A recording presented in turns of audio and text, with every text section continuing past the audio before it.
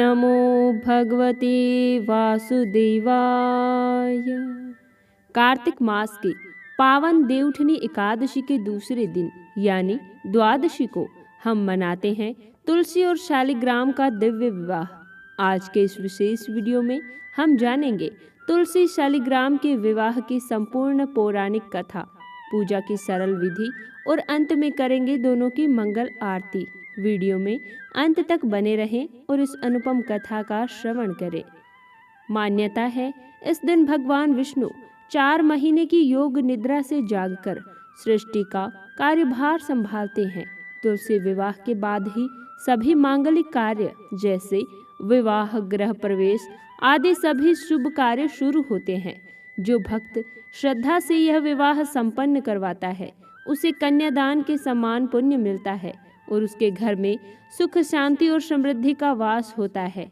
तो आइए श्रोताओं, अब शुरू करते हैं वह पौराणिक कथा जिसने वृंदा को पूजनीय तुलसी और भगवान विष्णु को शालिग्राम का स्वरूप दिया। प्राचीन काल में जालंधर नामक एक अत्यंत बलशाली दैत्य हुआ जिसने तीनों लोकों में हाहाकार मचा रखा था। उसके अहंकार और शक्ति का मुख्य कारण थी उसकी पत्नी वृंदा, जो भगवान विष्णु की परम भक्त थी। वृंदा के पतिव्रता धर्म और सतीत्व के कारण जालंधर को कोई भी देव या दैत्य पराजित नहीं कर सकता था, यहाँ तक कि भगवान शिव भी नहीं।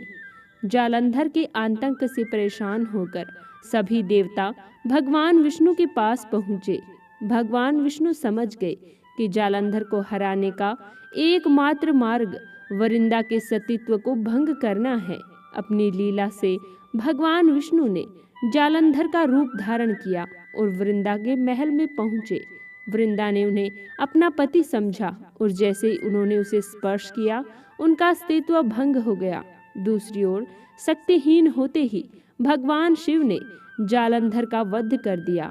सत्य जानने पर वृंदा बहुत क्रोधित हो गई।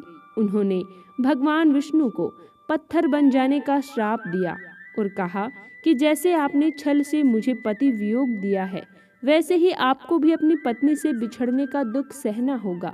भगवान विष्णु ने श्राप स्वीकार किया और पाषाण रूप में परिवर्तित हो गए।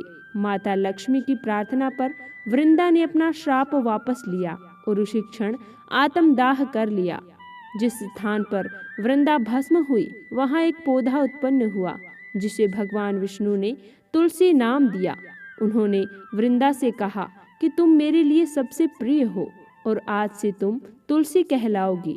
तुमने मुझे पत्थर बनने का श्राप दिया था, इसलिए मैं शालिग्राम रूप में सदैव तुम्हारे साथ रहूंगा। कार्तिक मास की एकादशी को जो भी मेरा विवाह तुम्हारे साथ करवाएगा उसे परम पुण्य की प्राप्ति होगी। तभी से तुलसी और शालिग्राम के विवाह की परंपरा शुरू हुई। तुलसी विवाह की रस्में किसी सामान्य विवाह की तरह ही होती है।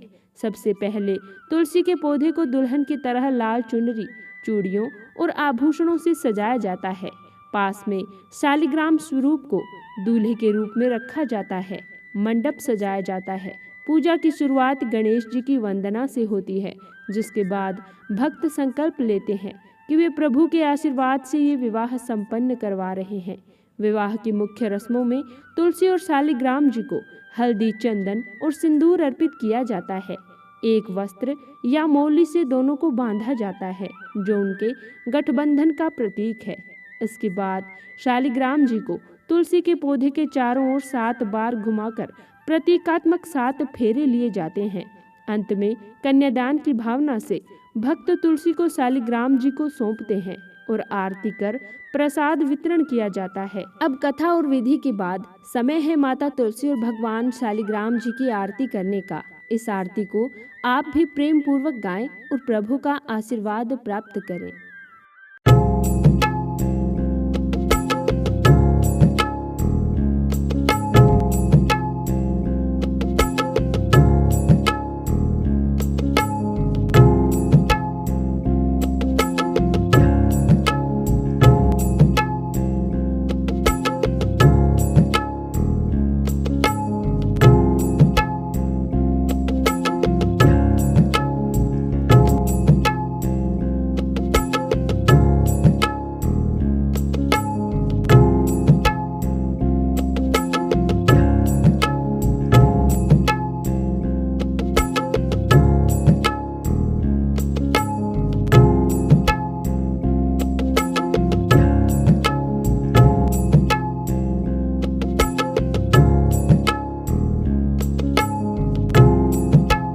तुलसी विवाह का ये पावन पर्व आपके जीवन में सुख समृद्धि लेकर आए। प्रभु श्री हरि विष्णु और माता लक्ष्मी का आशीर्वाद आप सभी पर बना रहे।